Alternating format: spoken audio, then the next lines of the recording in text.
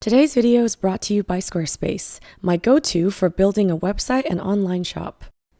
Hello, dear friends. Welcome to part 4 of this oil painting series, where I finally fill up the rest of the canvas on my Mastercopy of Bierstadt's Looking Down Yosemite Valley. It's not quite finished yet, but we're getting very close, and this is always one of my favorite stages to share. If you'd like to see several hours of real-time tutorials where I record voiceover as I was painting, along with hundreds of hours of exclusive content and monthly art rewards, including a monthly live stream, feel free to check out my Patreon at patreon.com/happydartist. Now that I've finished the sky and mountains, I can semi-relax with what is arguably the easiest, or at least most intuitive part of the painting: the foreground. It's where I get to shift from large atmospheric forms to smaller, more textural details, and it always feels a bit more grounded and tactile to work on. The foreground in this piece is actually more layered than it might appear at first glance. It begins with the distant water and its subtle reflections, those soft horizontal shifts that carry the color of the sky forward, and then gradually moves forward to the viewer with more defined elements, such as the clusters of trees, the rocky plains, and a bit more tonal contrast of the ground plane. This area also holds most of the darkest values in the entire composition, and those deep shadows are essential. They help complete the value spectrum of the painting, providing visual weight and contrast against the airy lights of the sky and the midtones of the mountains.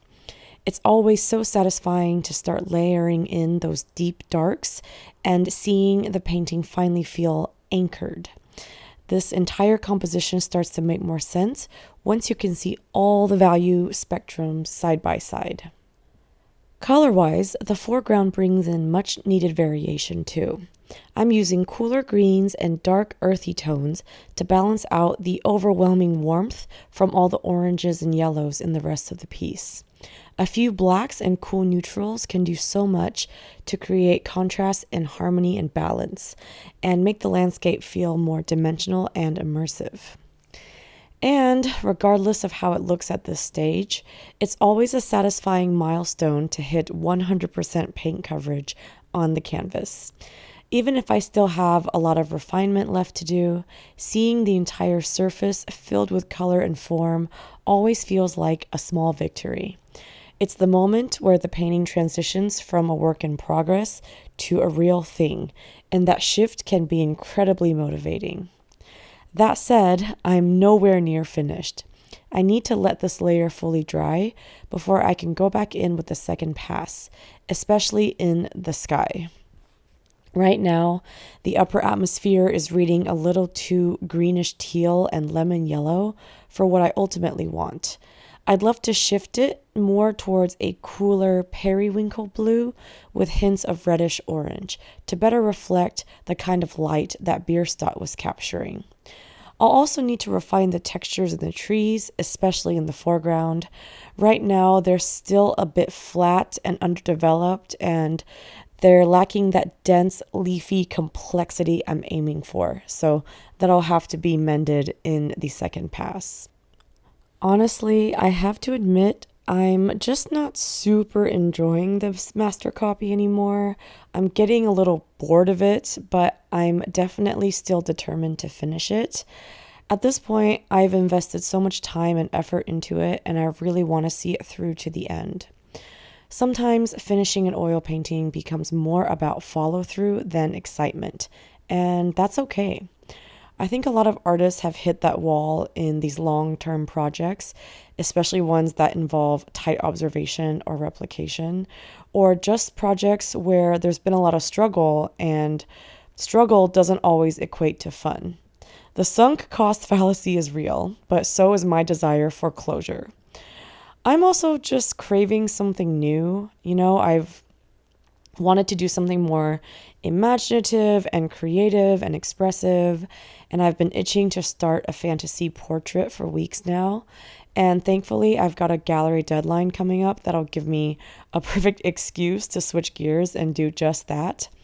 Still, I already bought a frame for this Mastercopy landscape, so I'm absolutely committed to finishing it. There's no turning back. And also sharing this series with all of you keeps me motivated and accountable.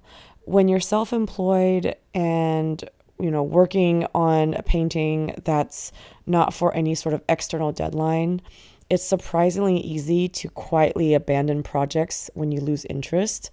But documenting this journey publicly helps hold myself accountable and can be helpful to push me to the finish line. Since I've publicly announced that I'm going to finish this piece, I feel like I have no choice but to finish it. And on days where I want to slack off and abandon this, I will always remember the promise I made to you guys, and that helps me keep the momentum up just a little bit more. And you know what? That's part of being an artist too. It's not always about chasing inspiration. It's often about developing discipline and stamina, finding meaning in the boring bits, and pushing through until you create something you're proud of. Even if the process isn't always thrilling beginning to end for every single second, it still matters. And sometimes these slower, more tedious projects end up teaching you the most. So thank you all so much for sticking with me. That about wraps up today's time lapse. And I'm so excited to see you guys in part 5 coming up hopefully next month or the month after that, where I hopefully will be finishing up this piece for good.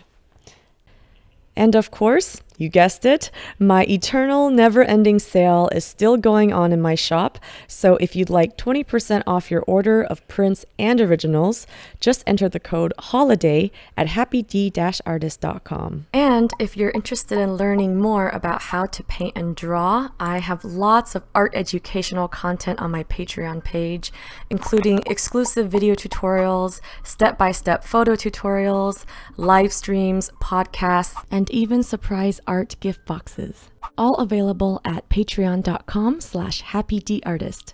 I'd love to have you join my Patreon family. A big thank you to Squarespace for sponsoring this video and supporting the art community. I've been using Squarespace for 10 years now, and it's been an integral part of being able to make a living as an artist. Aside from their beautiful customizable templates and easy-to-use interface, Squarespace now has so many robust tools to help make website building be both effective and intuitive. There's a new design intelligence feature that uses a combination of industry experience and cutting-edge AI to help you make a website bespoke to your brand and digital identity. Squarespace takes the intimidation out of setting up an online shop with their intuitive e-commerce platform that accepts every type of payment method you can imagine, all with just a few simple clicks, so you can easily sell your work all around the world. Head to squarespace.com for a free trial, and when you're ready to launch, go to squarespace.com/happydartist to save 10% off your first purchase of a website or domain. Also, if you want to check out more artworks, works in progress, and just random daily artist adventures, feel free to check out my Instagram, and you can follow me at the handle @happydartist.